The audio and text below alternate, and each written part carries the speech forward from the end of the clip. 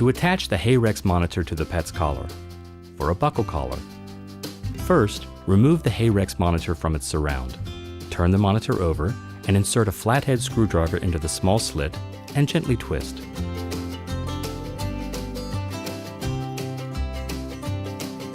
Thread the collar through the back section of the surround.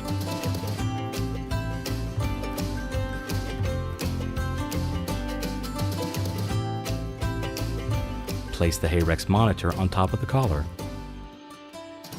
Clip the front piece into place over the top of the monitor. If your pet has a large collar, you may need to use the collar adapter.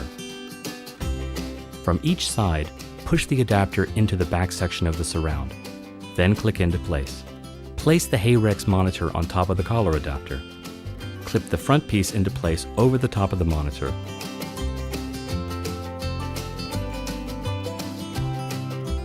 Thread the collar through the collar adapter.